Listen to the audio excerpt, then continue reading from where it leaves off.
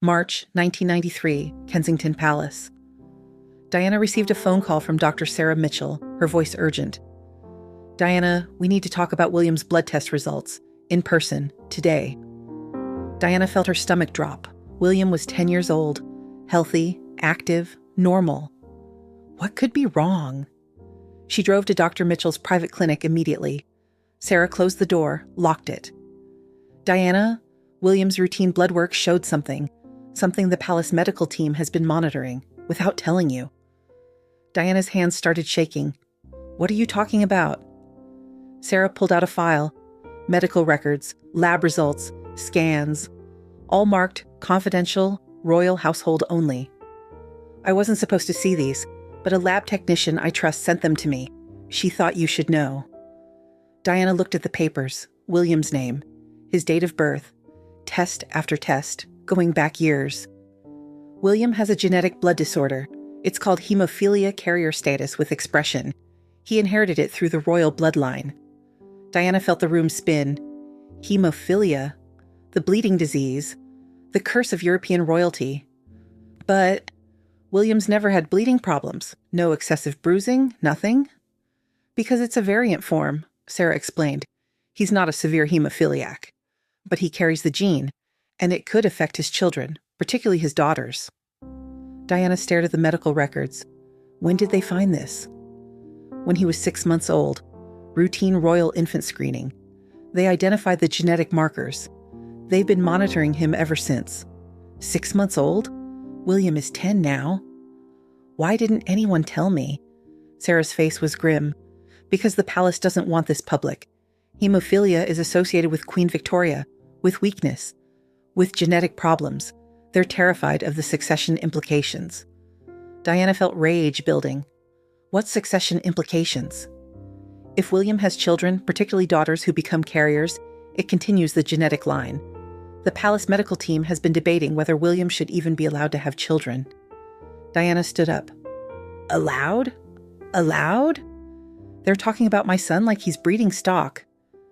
Diana, there's more. Sarah pulled out another document. This is from a palace medical meeting 3 months ago. They're discussing genetic counseling and succession alternatives. Diana read the memo, her blood turning to ice. Subject, Prince William genetic status. Recommendation, monitor closely through puberty. Assess severity of condition at age 18. Consider succession modification if genetic risk too high. Princess Anne's children may be more viable alternatives. Diana looked up. They're planning to remove William from succession because of a genetic condition they've been hiding from me? They're considering it. If his condition worsens, if genetic testing shows high risk for his children. Diana grabbed the files. I'm taking these. Diana, those are classified. They're about my son. They don't get to make decisions about his future without telling me. She drove straight to Buckingham Palace, demanded to see Dr. Anthony Whitmore, the Royal Medical Household Director. He went pale when she walked in. Your Royal Highness, I wasn't expecting... Diana threw the files on his desk. When were you planning to tell me my son has hemophilia? Whitmore's mouth opened and closed. That's classified medical information. It's my son's medical information, and I want answers, now. Whitmore sat down heavily. William has a mild variant of hemophilia B. He's a carrier with partial expression. We've been monitoring him since infancy. Why didn't you tell me? We made a medical decision. You made a political decision. You didn't want anyone knowing the future king has a genetic disorder. Whitmore looked down. The implications for the succession are significant. The implications for my son are significant. What if he'd had an accident? What if he'd needed surgery? What if something happened and I didn't know he had a bleeding disorder? We had protocols in place. Without telling his mother? Diana was shouting now. What else haven't you told me? What else have you been hiding about William? Whitmore hesitated. That told Diana everything. There's more. Tell me. William has also been showing markers for a related autoimmune condition. It's mild, manageable, but it will require lifelong monitoring. What condition? It's related to his immune system. Makes him more susceptible to certain infections. Again, it's manageable with proper care. Diana felt sick. How long have you known? We identified it 2 years ago, when he had that bout of pneumonia. The pneumonia that nearly hospitalized him? Yes. And you didn't think to tell me my son has a compromised immune system? We didn't want to worry you unnecessarily. Diana leaned forward. You didn't want me to know. Because if I knew, I'd tell people. I'd get him proper treatment, I'd protect him, and you couldn't control the narrative. Whitmore didn't deny it. Diana grabbed the files. I want every medical record, every test, every scan, every diagnosis, everything you've ever done to William without my knowledge. I want it all, today. I'll need authorization. Get it. Or I go to the press and tell them the palace has been hiding the future king's genetic disorder for a decade. 6 hours later, a courier delivered boxes to Kensington Palace, William's complete medical records. Diana spent the night reading through them. Every test, every result, every secret they'd kept. The hemophilia diagnosis at 6 months, the immune disorder at age 8, the genetic counseling reports, the succession discussions. They'd been planning William's entire future without consulting her, deciding whether he was fit to be king, whether he should have children, whether the genetic line should continue through him or be diverted to Anne's children, all based on medical conditions that were manageable and mild. The next morning, Diana called William's school, told them she was taking him out for the day. She needed to talk to her son. They drove to a private park, away from palace eyes, away from doctors and advisors, just mother and son. William, I need to talk to you about something serious. His face went concerned. What is it, Mummy? Do you remember having lots of blood tests when you were younger? The palace doctors did tests all the time. They said it was routine. They weren't routine, darling. They were monitoring you for a genetic condition. William's eyes went wide. Am I sick? No, sweetheart. You're not sick. But you have something called hemophilia variant. It means your blood doesn't clot quite as fast as most people's. Is that bad? It's something we need to be careful about. If you get a bad cut or injury, we need to make sure you get proper treatment. But it doesn't mean you can't do normal things. Why didn't anyone tell me before? Diana took his hands. Because the palace doctors were keeping it secret. From both of us. And I'm very angry about that. Why would they keep it secret? Diana chose her words carefully. Because sometimes people think genetic conditions make someone weak. Or unsuitable for important jobs. But that's wrong. You're strong. You're healthy. And this condition doesn't change who you are. William was quiet for a moment. Does it mean I can't be king? Diana felt her heart break. Is that what you're worried about? I heard grandfather talking once about genetic problems in the family, about Queen Victoria and hemophilia. Was he talking about me? Diana pulled him close. Listen to me, William. You are going to be an amazing king.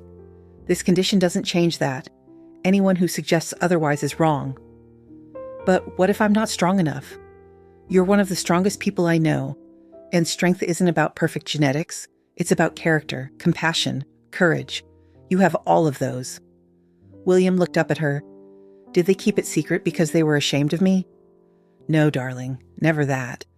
They kept it secret because they were afraid. Afraid of what people would think. Afraid of gossip and speculation. But that's their fear, not yours. Diana made a decision in that moment. She would protect William from this. Not by hiding his condition, but by making sure he knew it didn't define him. She hired her own medical team. Specialists who reported to her, not the palace. Hematologists who understood hemophilia variants. Immunologists who could manage his immune condition. She documented everything. Every test. Every treatment. Every decision. If the palace tried to use William's condition against him, she'd have evidence that it was mild and manageable. She also contacted genetic counselors, not palace-approved doctors, independent specialists. If William has children, what are the risks? The geneticist was reassuring. His variant is mild. His sons would have less than 10% chance of severe hemophilia. His daughters might be carriers, but that's manageable. This isn't a reason not to have children. Diana documented everything. Built a medical file that proved William's conditions posed no threat to his ability to serve as king, or to have a family, but the palace wasn't done. In June 1993, Diana received a letter from the Queen's private secretary, a summons to a meeting. She went with her own lawyer. Sir Robert Fellows was there, Dr. Whitmore, Palace lawyers. "We need to discuss William's medical status," Robert began, "and its implications for the succession." "There are no implications," Diana said firmly. "William has a mild genetic condition. It's manageable. It's not debilitating. Nevertheless, there are concerns." "About what? That the future king isn't genetically perfect? That's ridiculous and offensive." Dr. Whitmore spoke up. "We're not suggesting William be removed from succession, but we do need protocols in place. Monitoring, regular testing, genetic counseling before he considers marriage." "You mean you want to control who he marries, based on genetic compatibility?" "We need to ensure the bloodline remains viable." Diana stood up. "My son is not breeding stock. You don't get to choose his wife based on her genetics. This isn't the Middle Ages. Your Royal Highness, be reasonable." "I am being reasonable. William has a mild medical condition. He's under excellent care. He'll live a normal, healthy life. And when the time comes, he'll choose his own wife. Not a genetically approved one." Robert's face hardened. "The Queen may feel differently." "Then the Queen can tell me herself, but I'm not letting you turn my son into a genetic experiment." Diana left the meeting, but she knew the fight wasn't over. The palace would keep pushing, keep trying to control William's future. She needed insurance. She contacted Professor Emma Richardson, a geneticist at Cambridge. "I need you to do an independent assessment of William's genetic conditions and their impact on his future health and children." Professor Richardson was thorough. She reviewed all the medical records, ran additional tests with Diana's permission. Her conclusion was clear. Prince William has manageable genetic conditions that pose no significant risk to his health, longevity, or ability to have healthy children. Any suggestion that these conditions disqualify him from royal duties is medically unfounded and discriminatory. Diana kept that report, sealed, witnessed, documented, her insurance policy. If anyone ever tried to use William's condition to remove him from succession, she had expert testimony that it was unjustified. Years later, when William began dating Kate Middleton, Diana wasn't there to protect him, but she left behind instructions, medical files, expert opinions, everything William needed to know about his genetic conditions, and proof that they didn't define him. William shared his medical history with Kate before they got engaged. Everything Diana had documented. Kate's response was simple. "This doesn't change anything. I love you for who you are." When Prince George was born, genetic testing showed he didn't inherit the hemophilia variant. When Charlotte was born, she wasn't a carrier. Louis was clear too. The genetic conditions Diana had fought to protect William from, the conditions the palace had hidden and feared, hadn't passed to the next generation. But even if they had, William would have loved his children the same, because Diana had taught him that genetic conditions don't define worth. That strength comes from character, not DNA, that he was more than his bloodline. Today, few people know about William's genetic conditions. The palace kept it quiet. But William knows. Kate knows. And they've made sure their children know that health conditions, genetic or otherwise, don't diminish a person's value. Diana's fight to protect William from being defined by his genetics changed how the royal family approaches hereditary conditions. No longer weaponized for succession debates, no longer hidden in shame, just managed with care and dignity. Sometimes a mother's greatest gift isn't protecting her child from the truth. It's protecting them from being defined by it. Diana couldn't cure William's genetic conditions, but she made sure they didn't become his cage. The secret medical tests revealed a condition, but Diana's response revealed something stronger. A mother's determination that her son's worth wouldn't be measured by the perfection of his DNA. The palace tried to use genetics to control William's future. Diana used love to set him free.